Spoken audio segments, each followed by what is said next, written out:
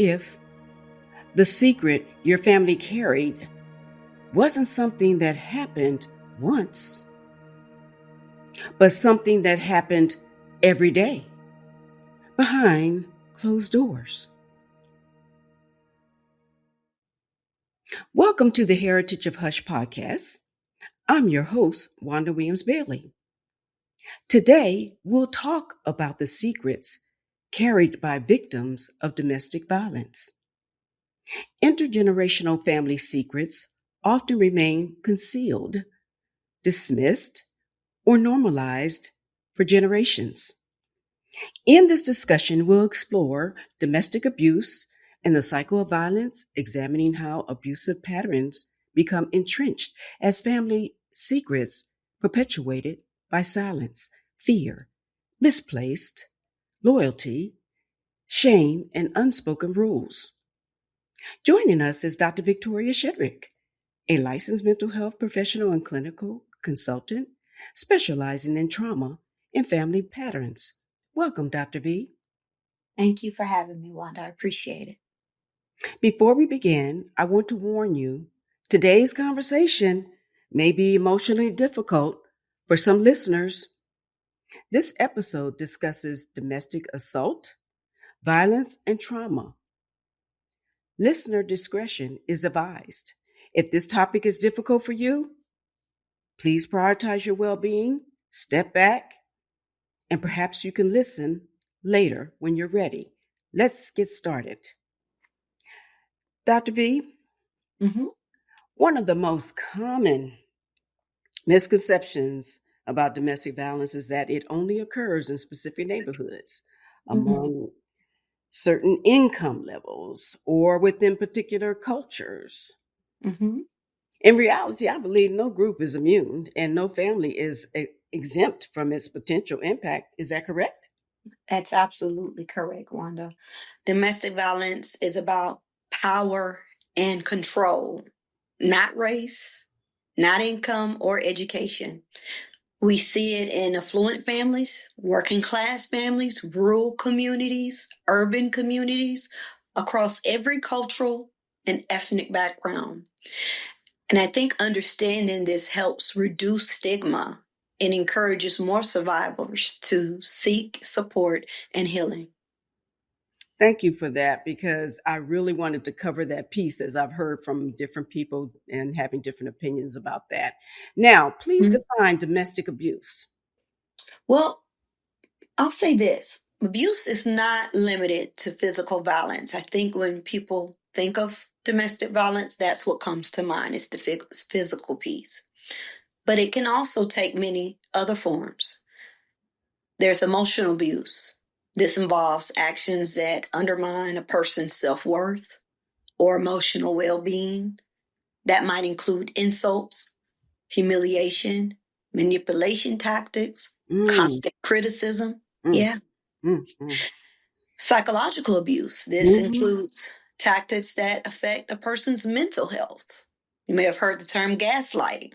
Oh, yes. Oh, yes. Threats, isolation, or controlling what someone thinks or feels. And then, yes, there is financial abuse that can take place. Financial control. And this is a form of abuse that restricts a person's access to money or resources, making them essentially dependent upon them, financially dependent and unable to make their own decisions. Again, that's a power and control thing. Yes. And then I'd say it could also look like coercion and intimidation.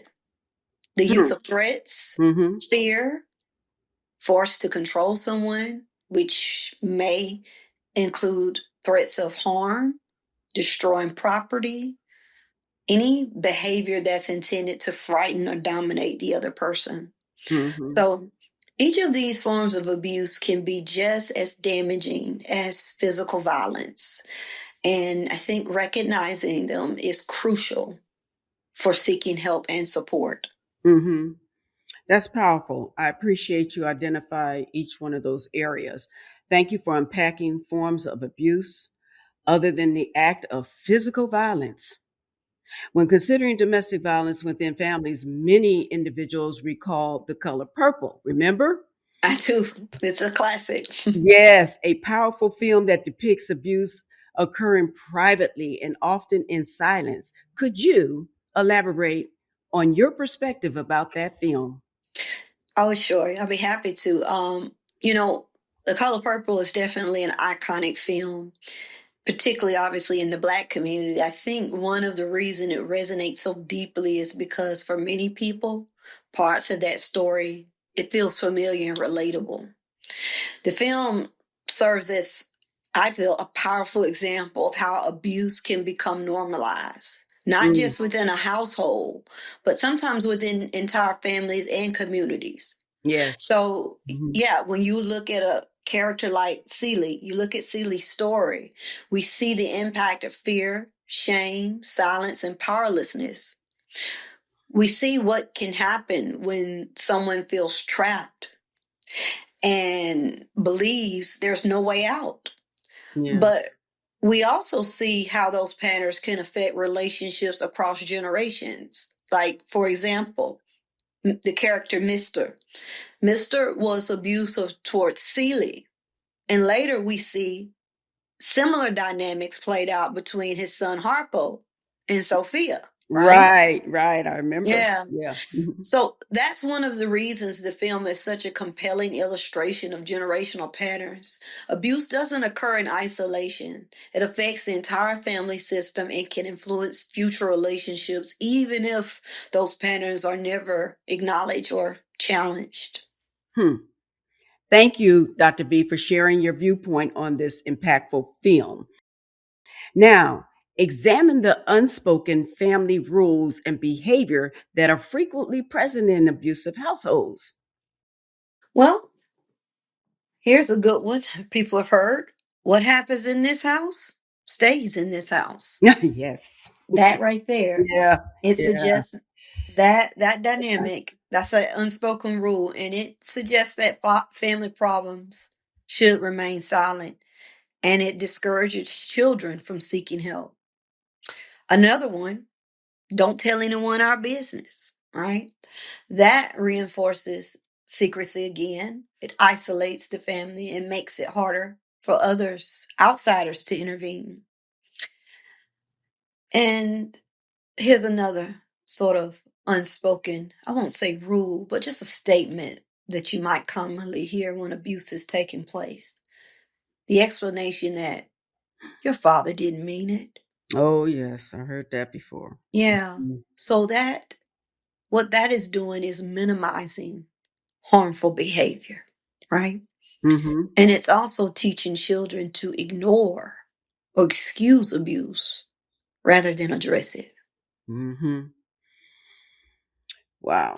Well, I would say, and let me just, and I always identify children in these episodes because I'm just so partial to the little ones. What happens when a child grows up in a home where domestic violence exists, but nobody talks about it?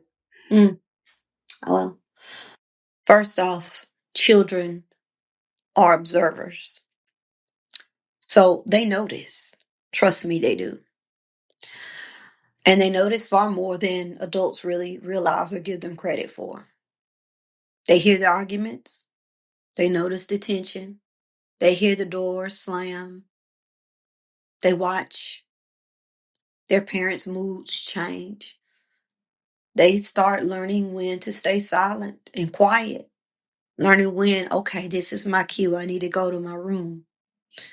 They learn how to read the emotional temperature of the home.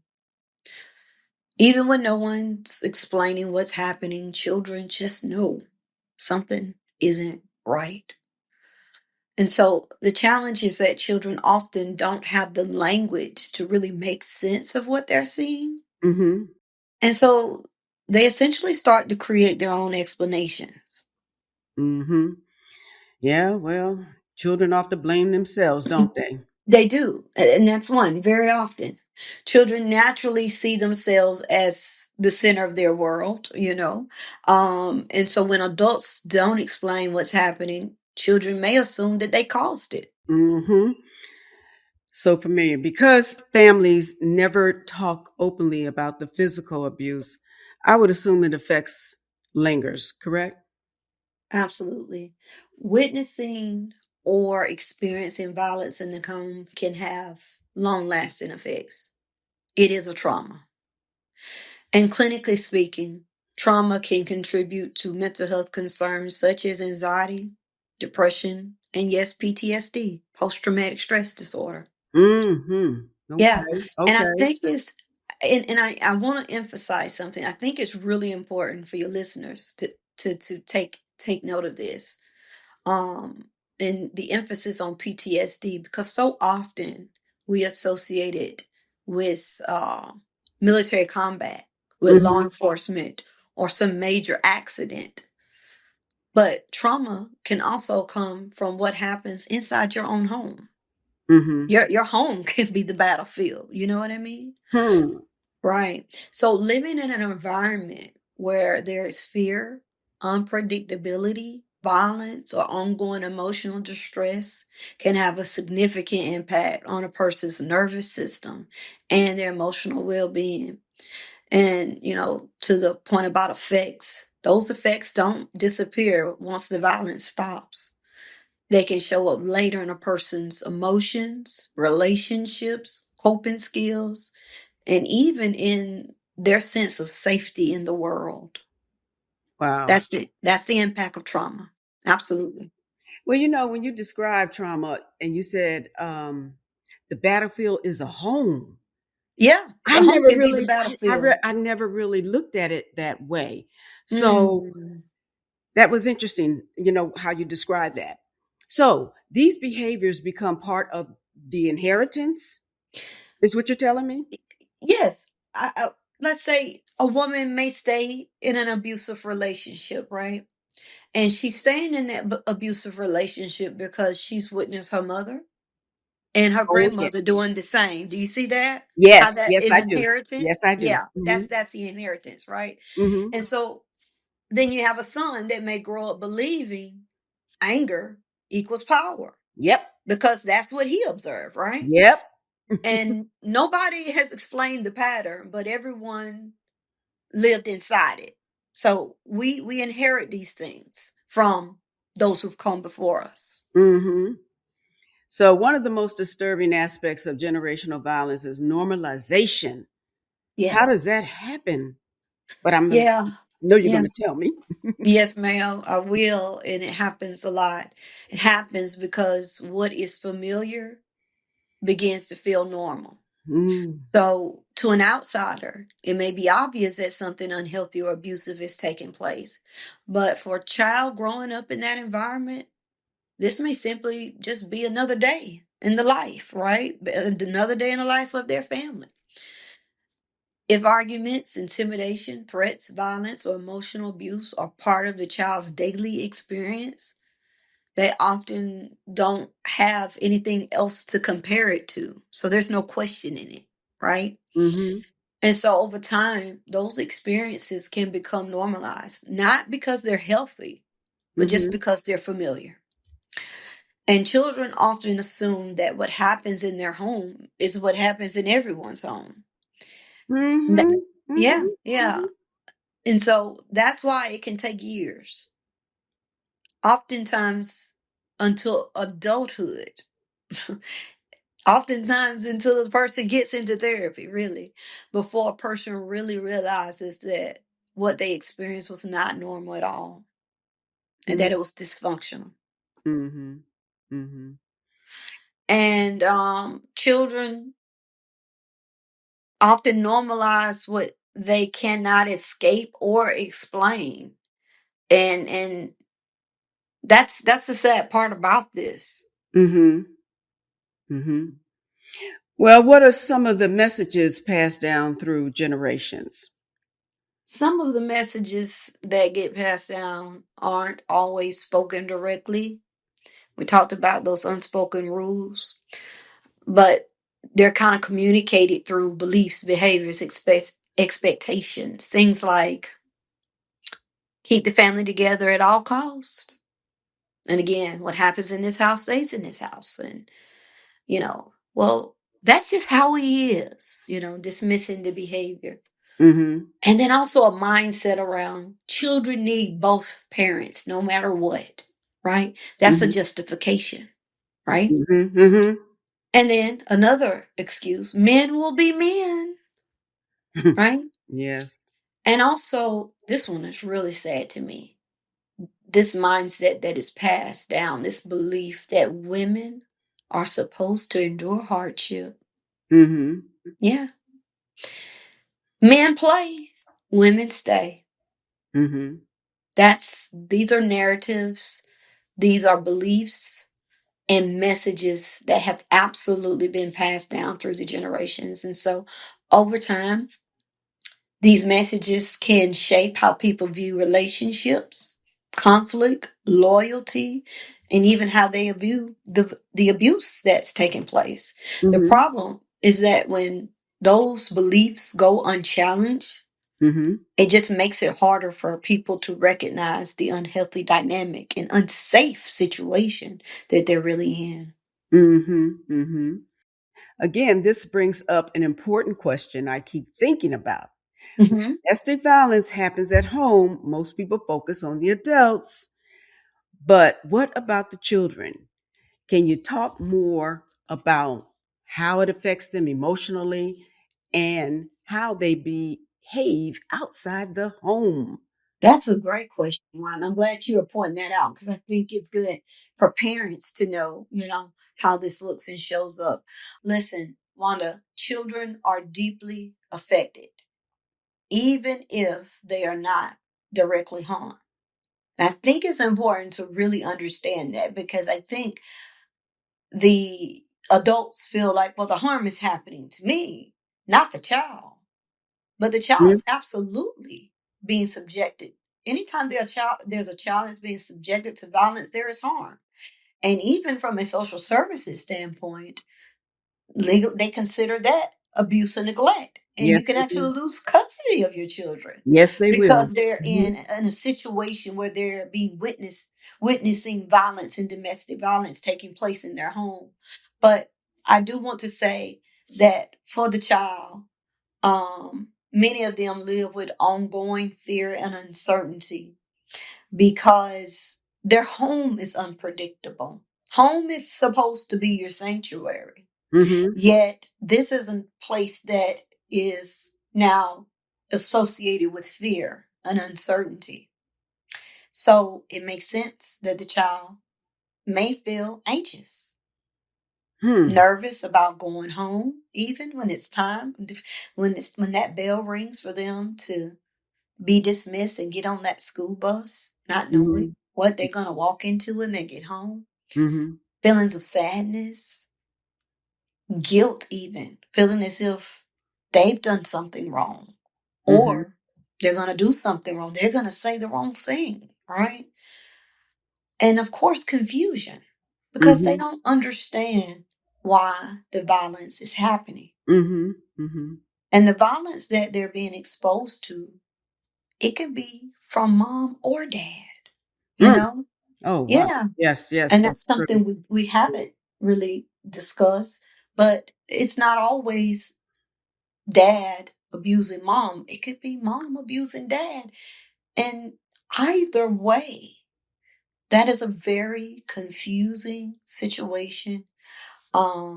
And it creates fear, distrust within the home. Mhm. So I'm glad you asked that question because I think the most harm is done to the child. Mhm. Mhm. It is when it's not addressed. And oftentimes people don't even consider putting their child in therapy. They just assume either they didn't see it, they'll be okay. Um, I'm sure it didn't affect him or her, right? And so I really want your listeners to understand that the impact is real. And I'm glad you asked that question. Well, it's interesting that you brought up the woman Mm-hmm. that could very well be the abuser too. with Yes. the instance with the husband Mm-hmm. as well as the children. So we Right. have to be mindful of that because at the beginning, when I asked you a question, we Mm-hmm. talked about, most people perceive it as being more male, Yeah. Yeah. that's involved with that. But I'm glad we're having this understanding because Yeah. it could happen, the child could suffer by the hands of both male and Absolutely. female, and then they're going at each other at the same time. So I'm Yeah. glad you covered that. Thank you. Yeah. Yeah. Goes both ways. Absolutely. Yes. So given that, how might these affect school for children? Well, I've got years of experience working in the school setting as a school counselor. And this is, I always say this is such a trauma informed way to look at kids. It's never what is wrong with this child. You always need to ask what has happened to this child. And so children act out. They might become aggressive, disruptive, have trouble focusing, get into arguments with other classmates. They might react differently. Some become withdrawn, a little bit more quiet, isolating themselves Mm-hmm. and becoming emotionally distant, right? Yes. And so teachers will notice, not just these behavior changes, they might even notice academically the kid is starting to struggle, lower grades, even more absences, kid not coming to school, sudden changes that just have taken effect. So those are just some things. Mm. So what seems like a discipline problem could actually be a child trying to cope with the trauma. Absolutely. That's exactly what I'm saying. And again, that goes to not what's wrong with this child, but what has happened. And so children who experience domestic violence carry emotional pain that they can't put into words. And so their actions often show that they need safety, support, and understanding and not judgment. And this is why I strongly believe in schools requiring training for educators on trauma and how it can show up in the classroom. Hmm. Very good suggestion. Mm-hmm. Thank you, Dr. B, for highlighting how a child's anger, silence, or struggles may result in serious consequences. For individuals who may be unaware they are affected by a family secret, what subtle signs or patterns might indicate its impact? Well, each individual responds differently. So there's really no single sign, I'd say, that tells us someone has been affected by family violence or family secrets. In some cases, though, I will say people are unaware for the most part of how much those experiences have affected them.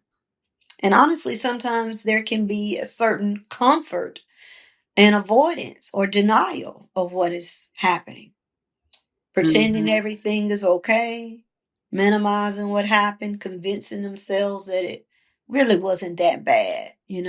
Hmm. All of those are ways of coping. Over time, however, those experiences will show up in some ways. Again, anxiety is a big one. Mm-hmm.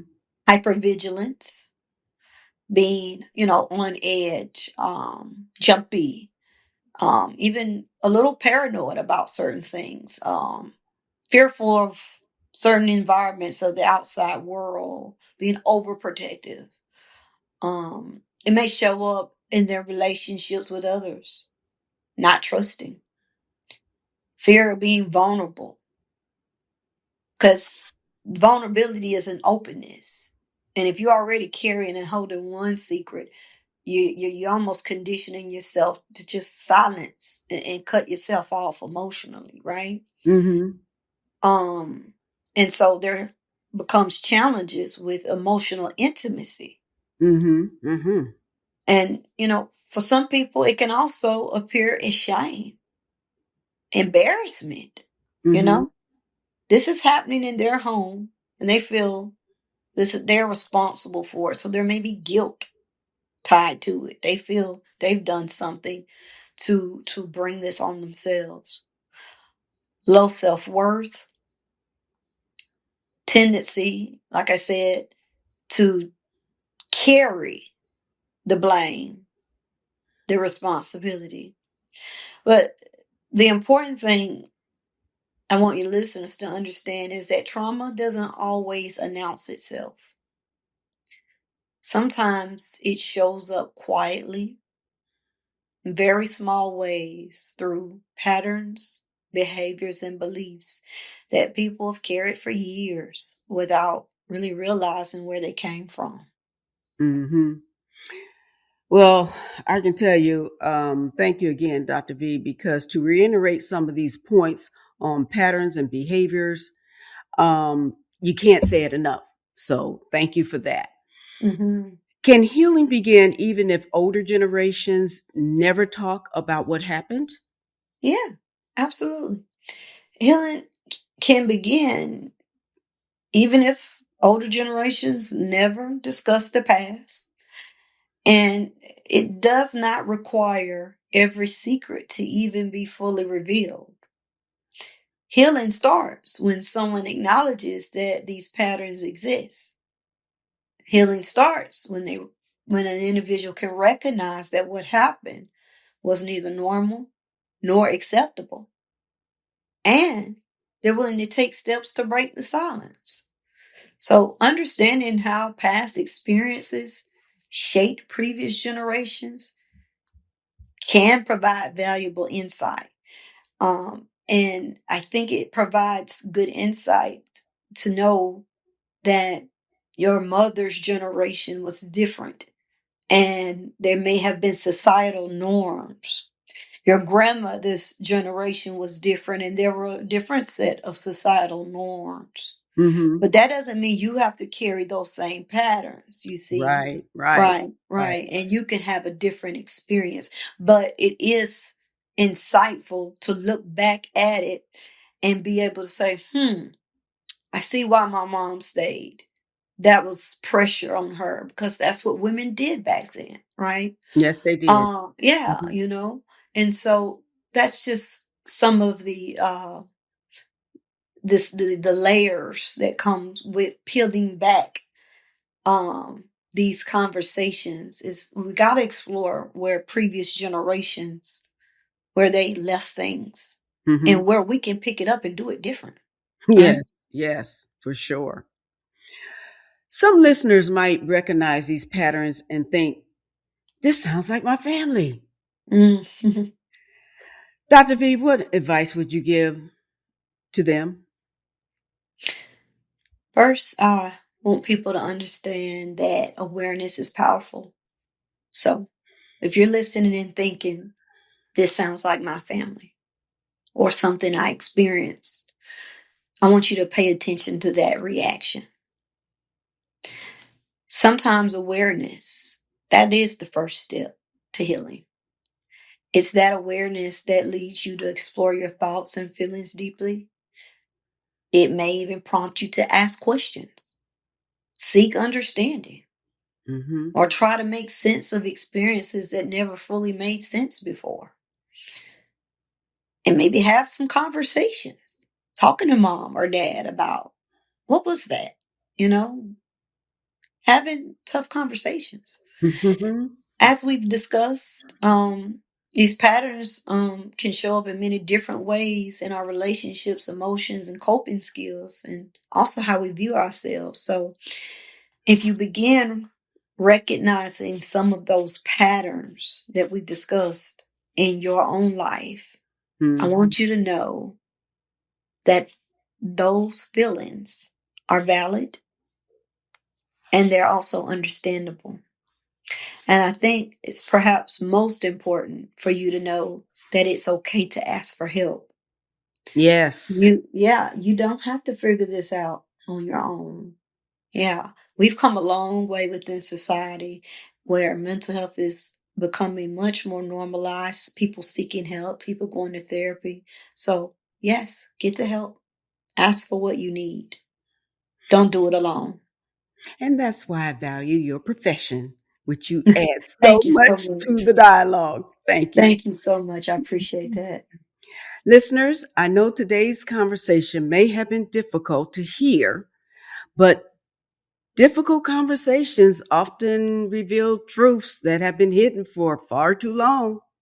Mm-hmm. Keep in mind, domestic violence leaves lasting impacts not only on individuals, but on families and generations. Dr. V, do you have any final thoughts on healing? Well, let me remind survivors, I'll call you that. If you're a listener, you're a survivor. I want to tell you that it's important to recognize and address these behaviors. I want you to remember that your story does not end with trauma. Healing and hope are absolutely possible. And if you ever feel overwhelmed, know that you're not alone. I want you listeners to also know that they can reach out to domestic violence support services in their area for guidance and assistance. Their support is there. But if you need it, just ask for the help you need. Contact a crisis line. Seek shelter if you are in a dangerous or unsafe situation. Connecting again with a therapist or counselor is also important. And if you have children, their well being is just as important as your own. Don't hesitate to seek counseling or professional help for them. And talk to your child. Not just your child, but talk to the people who are around your child's village. Make sure that they have adequate support. Talking to your child's school, making sure the schools have counselors and resources in place. They might be beneficial. And just remember that healing becomes more powerful, as I said in previous episodes, when it is shared with others. So again, don't do it alone. Absolutely. Again, thank you, Dr. V, for sharing thoughtful advice and offering powerful, deeply insightful information with our listeners. At its core, Heritage of Hush is all about creating a community where healing can happen and every story is valued. By sharing our truths, we encourage others to do the same, which leads to transformation. For more information on our project, please visit our website at azizipennandpod.com. Thank you for listening.